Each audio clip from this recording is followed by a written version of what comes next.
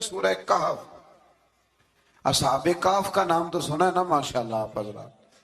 پہلے اس کی فضیلت میں ایک حدیث نہ بیان کروں. نبی کریم صلی اللہ علیہ وسلم نے فرمایا، یہ مسلم شریف کی حدیث ہے، دجال آئے گا قیامت کے قریب اور بڑے لوگوں کو گمراہ کرے گا. تو حضور نے فرمایا جو سورہ کہف کی 10 آیات زبانی یاد کر لے نا، وہ دجال کے فتنے سے بچ جائے گا. اللہ توفیق عطا فرمائے. اس سورہ مبارکہ کی آیت نمبر 9 سے اصحاب کہف کا ذکر شروع ہوتا ہے. اصحاب کہف، جب حضرت عیسیٰ علیہ السلام کو اللہ کریم نے چوتھے آسمان پہ بلا لیا نا، تو دقیانوس نام کا ایک بادشاہ ہوا بنی اسرائیل کے اندر، بڑا ظالم تھا. اس نے گمراہی پھیلا دی، اور جو لوگ معاذ اللہ کفر اور شرک نہیں کرتے تھے انہیں قتل کروا دیتا تھا. تو 7-8 نوجوان اپنا ایمان بچا کے بھاگے. او ہو اللہ اکبر، ساری دنیا مال بچا کے بھاگتی، وہ 7-8 نوجوان اپنا ایمان بچا کے بھاگے کہ یہ ہمیں کہیں کفر کی طرف نہ لوٹا دے. تو جا کے ایک غار کے اندر چلے گئے تو ایک کتا بھی ان کے ساتھ ہو گیا. انہیں کتے کو بڑے روڑے مارے کہ یہ اگر بھونکے گا، آواز نکالے گا تو ہم پکڑے جائیں گے، ہم نے تو چھپنا ہے. پر اس کو نہ ولیوں سے پیار ہو گیا تھا. اس نے کہا بھگاؤ جتنا مرضی مجھے، فطرت میری ہے کہ میں بھونکتا ہوں، پر جب اللہ کے ولی ہوں تو پھر میں ادب کرتا ہوں. یہ قرآنی واقعہ ہے. اچھا، یہ عین وہ واقعہ ہے قرآن مجید کا کہ جو بہت ساری چیزوں پر ویسے ہی نص ہے اور بہت ساری زبانیں ویسے ہی گونگ ہو جاتی. تو وہ 6-7 لوگ تھے، وہ چلے گئے غار کے اندر، جا کے انہوں نے پناہ لے لی. بادشاہ کو پتہ چل گیا کہ غار کے اندر ہے. اچھا، اللہ کی قدرت جیسے ہی داخل ہوئے انہیں نیند آ گئی، یہ سو گئے. اور قرآن مجید کہتا ہے، قرآن مجید کے یہ لفظ ہیں کہ کتا غار کے منہ پر بازو پھیلا کے بیٹھ گیا، گویا اپنے مالکوں کی خدمت کر رہا ہے. اب میاں صاحب کی ایک بات کر لیں درمیان میں. میاں صاحب فرماتے ہیں، جنہ تناں وچ عشق نہ رچیا، کتے ہونا تھی چنگے، اور چلو مالک دے کر راکھی کر دے، صابر بھوکے ننگے. یہ دیکھو نا کہ اتنا تو ان کے اندر بھی کمال ہے. اپنے نا دونوں بازو پھیلا کے، کتا بھی غار پہ بیٹھ گیا. ان کو نیند آ گئی. بادشاہ نے پتہ کرایا، کہاں بھاگ کے گئے؟ تو کہا وہ غار کے اندر ہے. بادشاہ کہنے لگا کہ ان کی سزا یہ ہے کہ ایک دیوار چن دو غار کے منہ میں، غار کوئی بند کر دو. جس بندے کی ڈیوٹی لگائی نا غار چننے کی، بندہ بڑا نیک تھا، اس کو دیوار بنانے کا ذمہ دیا. اس نے نا دیوار بھی بنائی اور ایک تختی پہ نا سب کے نام لکھے، اور وہ تختی ایک صندوق میں رکھ کے وہاں بند کر دی. اور اسی طرح کی ایک تختی اس کے نیچے لکھا کہ ایک تختی ان کے ناموں کی نا میں مال خزانہ میں بھی بند کر رہا ہوں.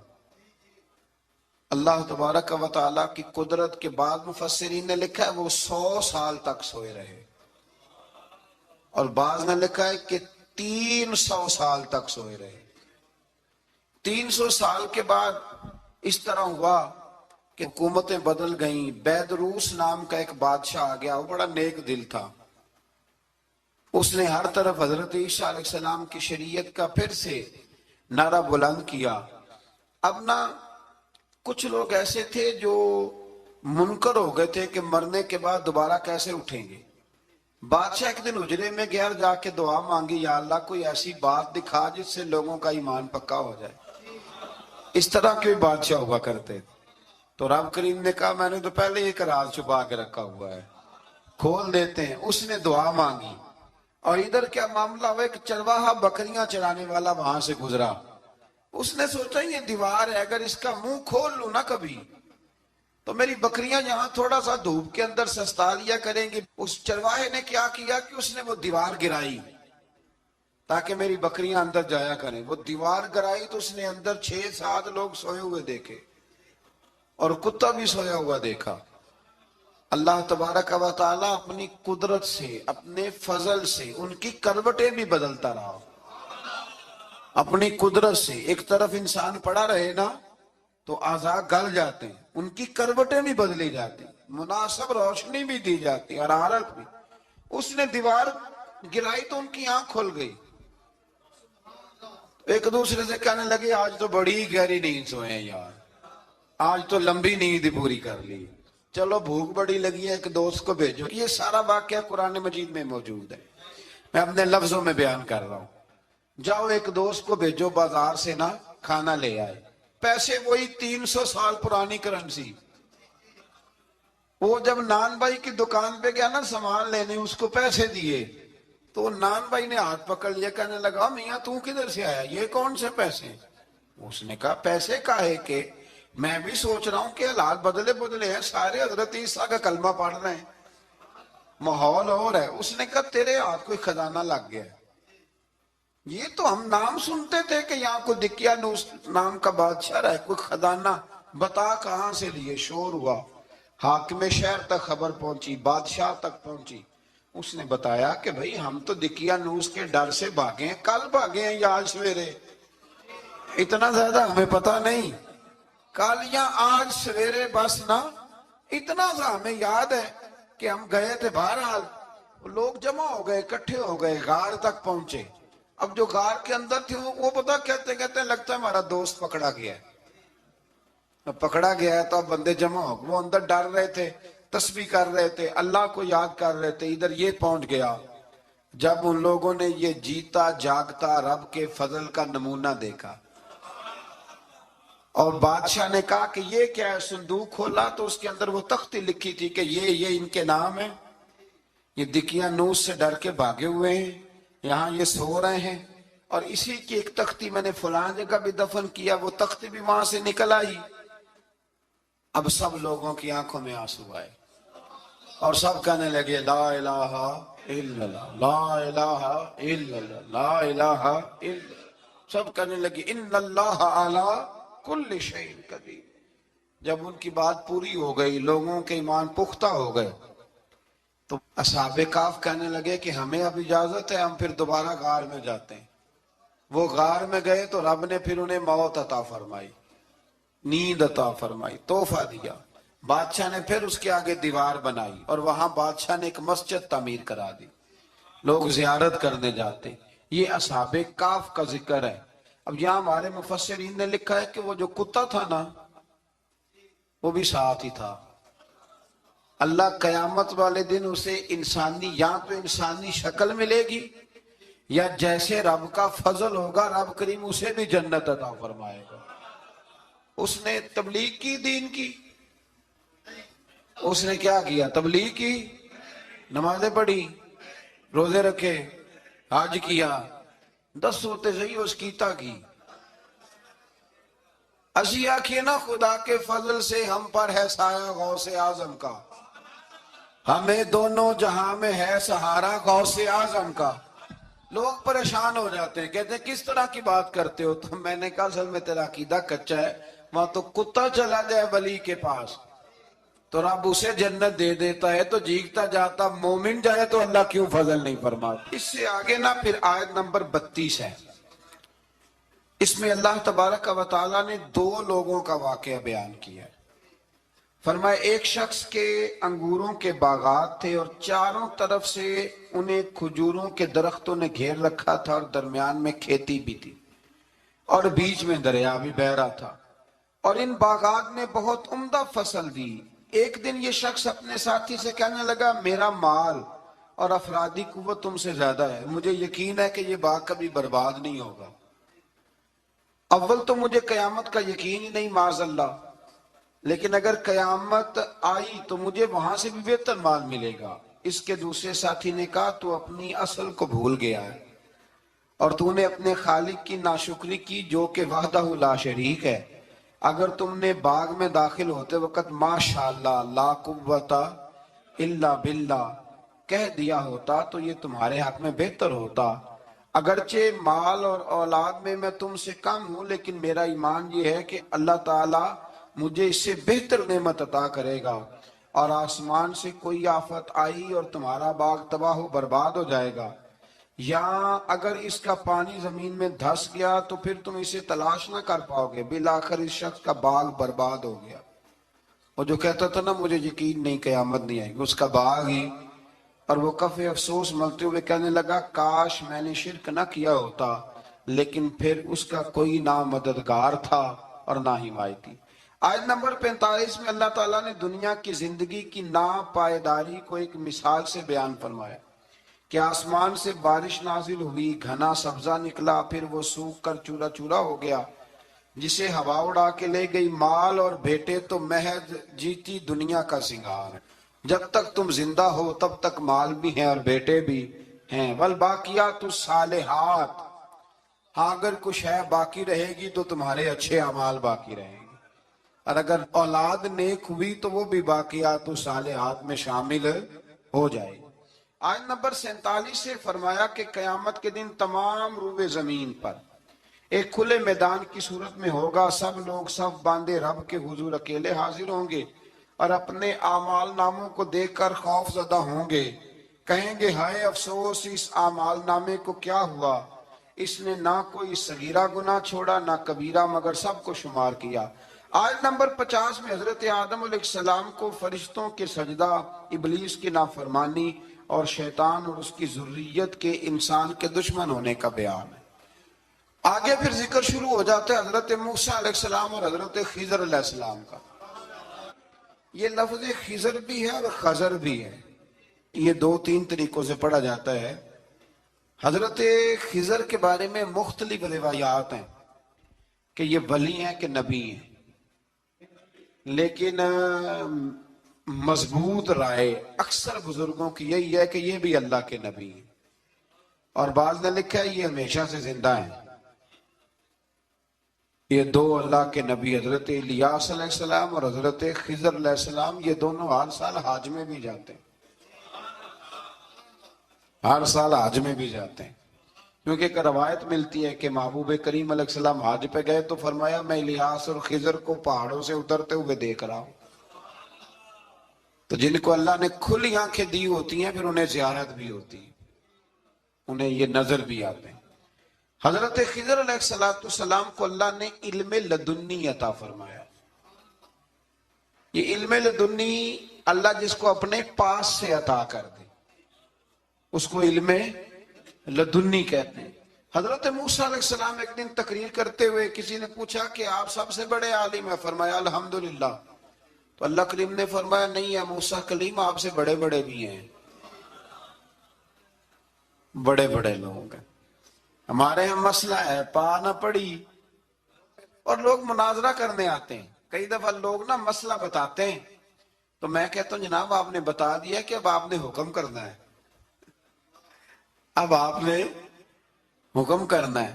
کبھی کبھی کچھ لوگ ایسی باتیں کرتے ہیں، وہ جی آپ ایک بندے کا نام لیتے ہیں ذکر کرتے ہیں، تو میں نے کہا چلو ہم نے بھی کہیں کچھ پڑھا ہی ہوگا نا تبھی تو ذکر کرتے ہیں، لیکن جو آتے ہیں نا لوگ وہ مشورہ تو ہمارے دور میں ہے ہی نہیں، جس نے جو لائن پڑھ لی ہے وہ اس میں پکا ہو گیا، سارا نہیں نہ پڑھا، سارا پڑھے پھر بات سمجھ میں آتی ہے۔ حضرت موسیٰ کلیم اللہ کے نبی ہیں اور کیا بات ہے ان کی، اور یہ بھی اللہ کا فضل ہوا حضرت موسیٰ نے یہ بات کی تبھی تو ہمیں اتنی شاندار حکمتوں کے پھول ملے، یہ بھی حضرت موسیٰ کا ہی کمال ہے۔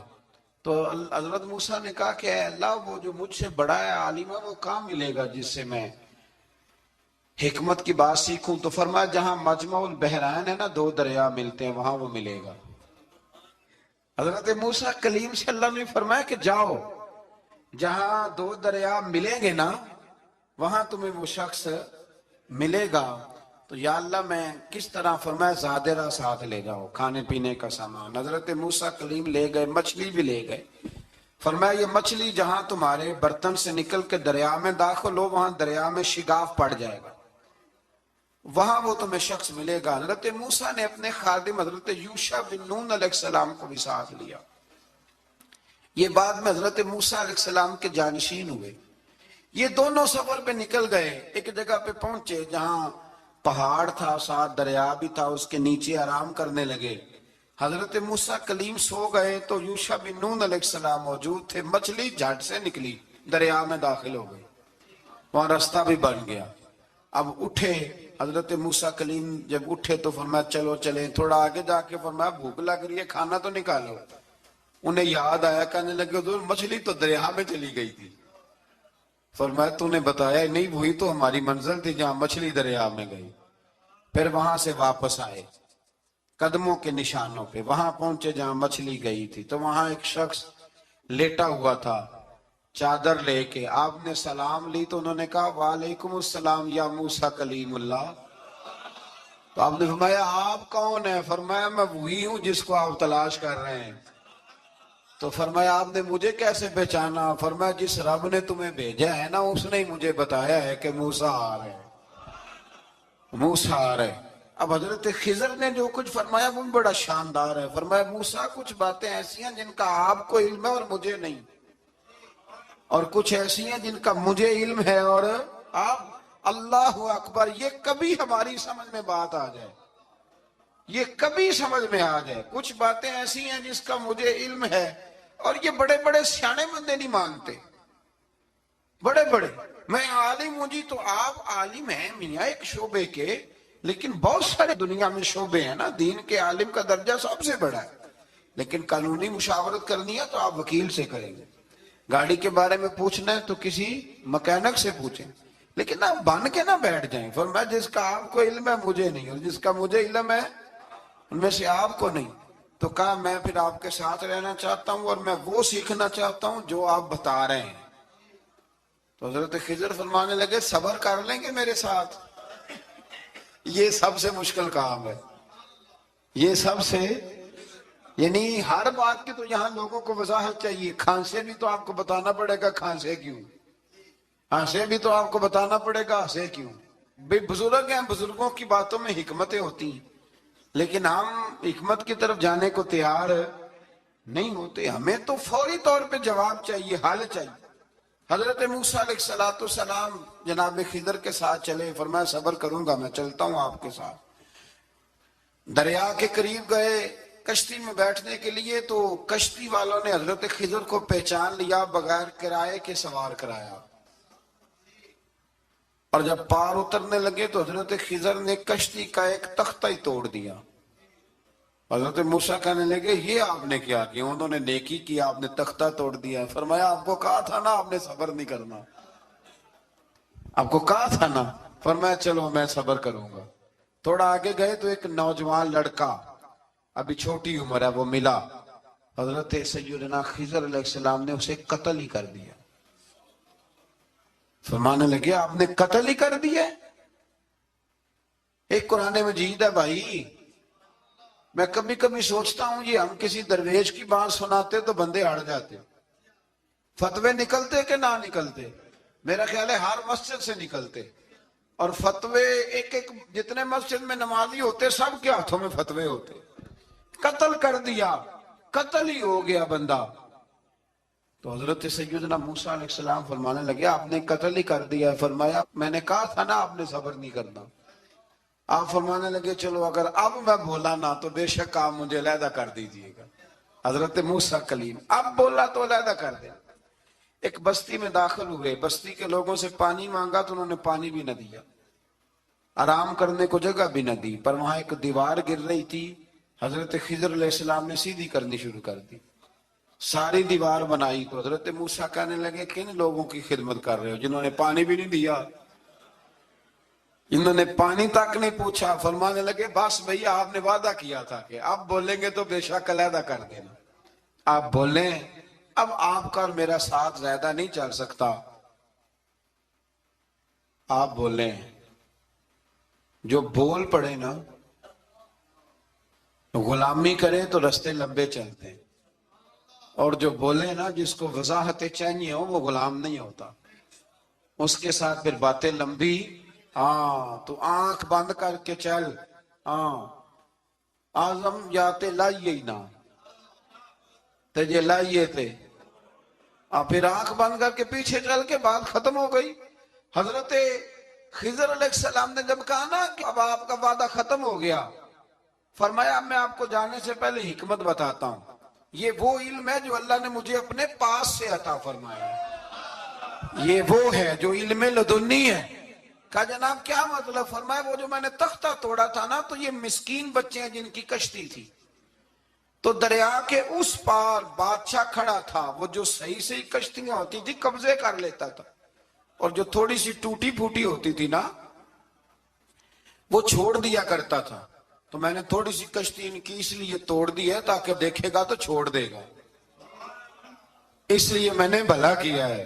اور فرمایا وہ جو بچہ میں نے قتل کیا نا، وہ شروع سے ہی کفر کا دل دادا تھا، اس کے ماں باپ نیک تھے، اگر بڑا ہوتا جوان ہوتا تو ہو سکتا ہے ماں باپ کو بھی کفر میں مبتلا کر دے، اب اس کے بدلے اللہ انہیں صالح بیٹا عطا فرمائے گا۔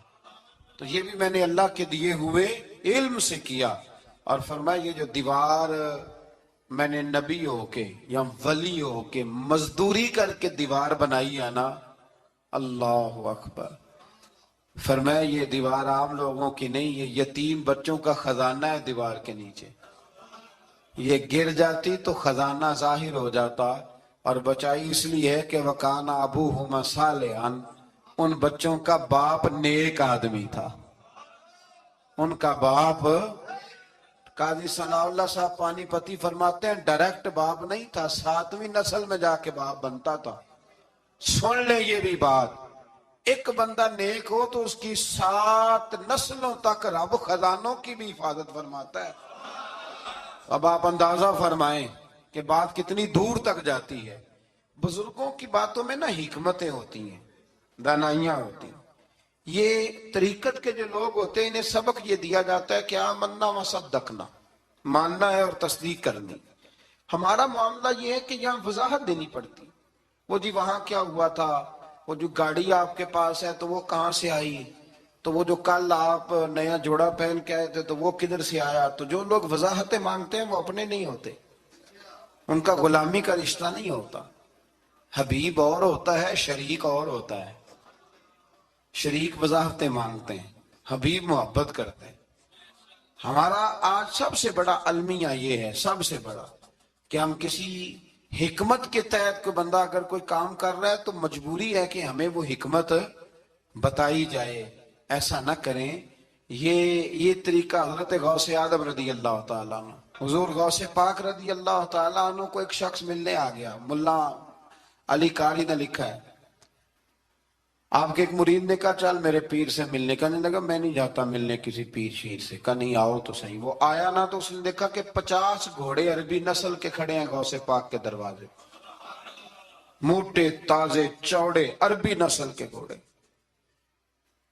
اس کے ذہن میں خیال آیا، کہنے لگا یار سواری کے لیے اگر رکھے ہیں تو ایک بھی کافی تھا، 50 کی کیا ضرورت تھی۔ اللہ اکبر، اب واقعی 50 کھڑے تھے، مرید کے پاس جواب ہی کوئی نہیں تھا، کہنے لگا یار پتہ مجھے بھی کوئی نہیں، لیکن حضرت صاحب نے رکھے ہیں تو حکمت ضرور کوئی ہوگی، حکمت ضرور کوئی، اس کی کوئی حکمت ہوگی۔ اللہ اکبر، وہ چلے گئے واپس۔ وہ روز تنقید کرتا، کیسا تیرا پیر ہے 50 گھوڑے رکھے ہوئے، کیسے تیرا پیر ہے 50 گھوڑے رکھے ہوئے۔ کچھ دن گزرے تو ملا علی قاری کہتے ہیں وہ اعتراض کرنے والے کے پیٹ میں کوئی تکلیف ہوئی، بغداد کے سب سے بڑے طبیب کے پاس گیا، اس نے کہا تیرا تو جگر تباہ ہو گیا ہے، عربی نسل کا ایک گھوڑا چاہیے، اس کو ذبح کریں گے، اس کا جگر نکالیں گے، اس کی دوائی بنا کے تجھے کھلائیں گے، اور 50 گھوڑے ہوں گے تو بچے گا۔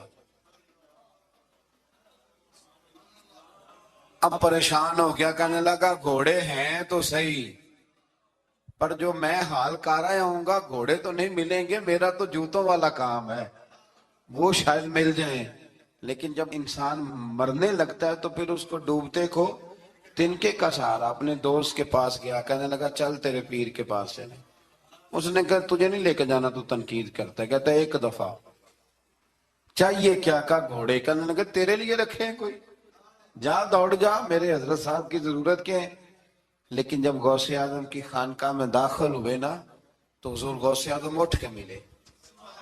اللہ والے دلوں میں باتیں نہیں رکھتے، ماتھا چوما اور فرمانے لگے میاں تو ایک دن نا میری گلی سے گزر رہا تھا تو میری تیرے اوپر نظر پڑی، تو مجھے نظر آیا تو بیمار ہوگا، اور تیرا علاج عربی نسل کے 50 گھوڑوں کی وجہ سے ہوگا، تو میں نے تیرے لیے لا کے کھڑے کیے ہوئے ہیں، تیرے لیے ہی کھڑے کیے ہیں۔ تو نا گھر بھی لے جانے کی ضرورت نہیں، چارہ بھی میرے مرید ہی ڈال دیا کریں گے۔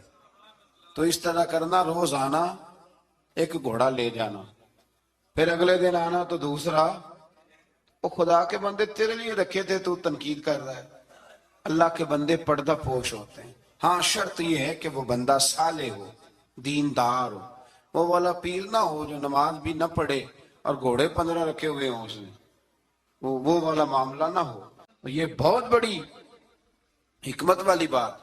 آیت نمبر 40 میں کفار اور مشرکین کی اس خبیث فطرت کو بیان کیا گیا کہ خود تو بیٹوں کی تمنا کرتے ہیں اور اللہ کی طرف بیٹیوں کی نسبت کر کے کہتے ہیں کہ فرشتے معاذ اللہ اللہ کی بیٹی ہیں.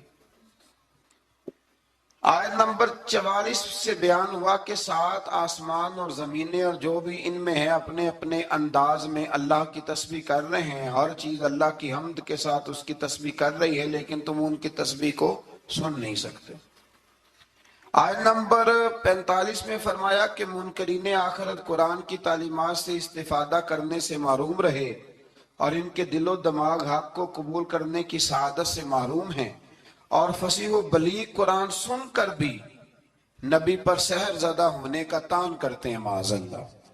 آیت نمبر 49 میں بتایا کہ منکرین آخرت کہتے ہیں کہ جب ہماری ہڈیاں گل سڑ کے ریزہ ریزہ ہو جائیں گی تو کیا ہمیں از سر نو پیدا کیا جائے گا؟ اللہ تعالیٰ نے فرمایا تم پتھر بن جاؤ یا لوہا یا کوئی اور مخلوق جو تمہارے خیال میں بہت سخت ہو, وہی رب ذوالجلال دوبارہ پیدا کرے گا جس نے تمہیں پہلے پیدا فرمایا تھا. آیت نمبر 52 میں عمدہ بات کرنے کا حکم دیا گیا, اور آیت نمبر 56 میں بتایا کہ باطل معبود اپنے پوجنے والوں کی تکلیف کو دور کرنے یا بدلنے کی قدرت نہیں رکھتے. آیت نمبر 61 سے ایک بار پھر فرشتوں کے آدم کو سجدہ کرنے اور شیطان کے انکار کرنے کا ذکر ہے, اور اس بات کا بھی کہ شیطان جو کچھ بھی کر لے اللہ کے خاص بندوں پر اس کا داؤ چلتا نہیں ہے. آیت نمبر 67 میں فرمایا کہ جب سمندری طوفان میں گر جاتے ہیں تو معبودان باطلہ کی بجائے صرف اللہ کو پکارتے ہیں. کافر بھی اس وقت اللہ ہی کو پکارتے ہیں, لیکن نجات کی صورت میں یہ لوگ پھر شرک میں مبتلا ہو جاتے ہیں. آیت نمبر 68 میں مشرکوں کو متنبہ کیا گیا کہ اگر ان پر کوئی آفت آ گئی یا انہیں خشک سرزمین میں کہیں دنسا دیا گیا یا کسی اور مصیبت میں مبتلا کیا گیا تو اللہ کے سوا کوئی نجات دینے والا نہیں ہے. آیت نمبر 70 میں بنی آدم کی عزت اور کرامت کا ذکر ہے کہ اللہ نے بنی آدم کو اپنی مخلوقات میں بہت سو پر فضیلت عطا فرمائی ہے. آیت نمبر 71 میں انسانوں کو اپنے پیشواؤں کے ساتھ بلائے جانے, دائیں بائیں اعمال نامے لینے والوں کو کامیابی کا بیان ہے, اور جو دنیا میں حق سے اندھا ہے وہ آخرت میں بھی اندھا ہے. قیامت میں اس کا کوئی پیشوا ہوگا اسی کے ساتھ ہی بلایا جائے گا نا. جو ساری زندگی کہتا رہے میں مانتا ہی نہیں کسی کو, کوئی امام نہیں, کوئی تقلید نہیں, کوئی شے نہیں, تو وہ کدھر جائے گا؟ ہاں اسی کے ساتھ جائے گا. اللہ تبارک و تعالی سمجھنے کی توفیق عطا فرمائے. پھر اللہ تبارک و تعالی نے آیت نمبر 73 سے کفار کے آپ صلی اللہ علیہ وسلم کو راہ حق سے ہٹانے کے باطل ارادوں کا ذکر فرمایا. اللہ تعالیٰ نے حق کے راستے میں آپ کی ثابت قدمی کو اپنا فضل قرار دیا ہے. آپ کو جزیرہ عرب سے نکالنے کی کفار کی سازش کا ذکر کرتے ہوئے فرمایا کہ وہ ایسا کرنے میں کامیاب ہو بھی جائیں تو برے انجام سے بچ سکتے نہیں. اشارتاً 5 نمازوں کا حکم فرمایا, فجر کی فضیلت کا بیان کیا, نماز تہجد کی ترغیب, اور رسول اللہ صلی اللہ علیہ وسلم کے لیے مقام محمود جو مقام شفاعت کبریٰ ہے, جہاں کھڑے ہو کے رسول پاک امت کی سفارش فرمائیں, عطا کیے جانے کا بیان ہے. آیت نمبر 81 سے حق کی آمد اور باطل کے نیست و نابود ہونے کا بیان ہے, اور یہ کہ قرآن میں اہل ایمان کے لیے شفا بھی ہے اور رحمت بھی ہے. آیت نمبر 83 میں انسان کی اس فطرت کا ذکر ہے کہ نعمتوں پر ناشکری اور مصیبت پر نا امیدی کا اظہار کرتا ہے, یہ اس کی فطرت ہے. آیت نمبر 85 میں اس امر کا بیان ہے کہ یہود نے رسول اللہ صلی اللہ علیہ وسلم سے روح کے بارے میں سوال کیا تو اللہ تعالیٰ نے فرمایا کہ اے رسول صلی اللہ علیہ وسلم کہہ دیجئے کہ روح میرے رب کے امر سے ہے اور تم کو محض تھوڑا سا علم عطا کیا گیا.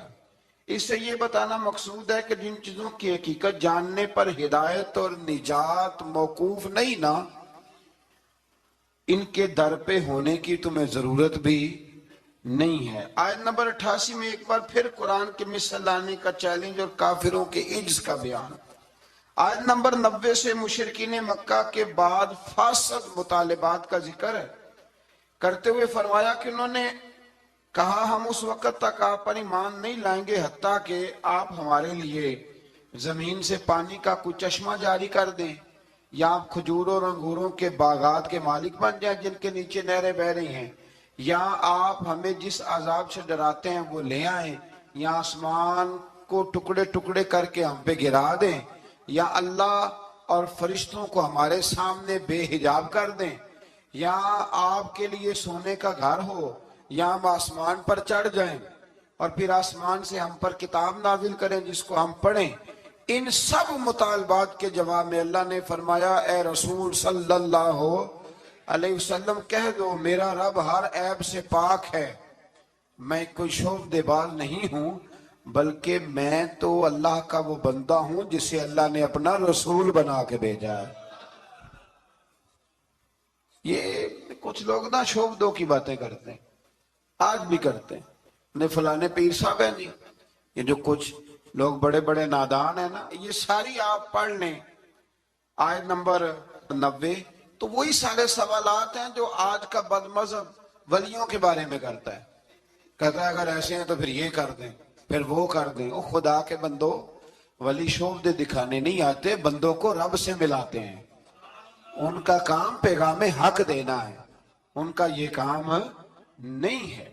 آیت نمبر 94 سے کفار مکہ کے اس اعتراض کا ذکر ہے کہ اللہ نے بشر کو رسول بنا کے کیوں بھیجا، استغفر اللہ، یعنی کوئی فرشتہ کیوں نہیں بھیجا۔ اللہ تعالیٰ نے فرمایا رسول صلی اللہ علیہ وسلم کہہ دو اگر زمین میں فرشتے بستے اور اطمینان سے چلتے پھرتے تو ہم ان پر آسمان سے فرشتہ ہی رسول بنا کے نازل کرتے۔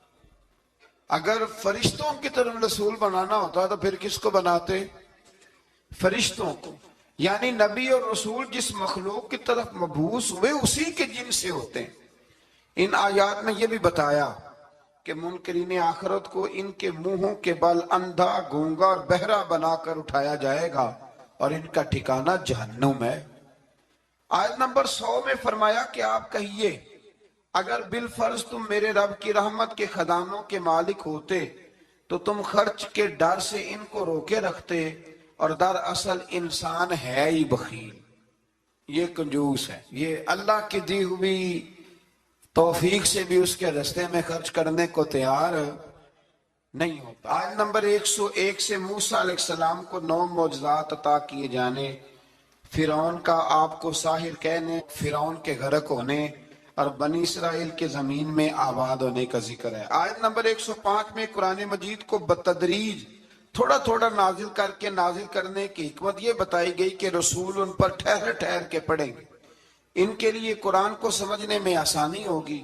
مشرکین مکہ اعتراض کرتے تھے کہ کبھی آپ اللہ کہتے ہیں کبھی رحمان کہتے ہیں، ہم تو رحمان کو نہیں جانتے، تو اللہ نے فرمایا رسول کہہ دیجئے کہ معبود برحق کو تم اللہ کہہ کے پکارو یا رحمان کہہ کے پکارو،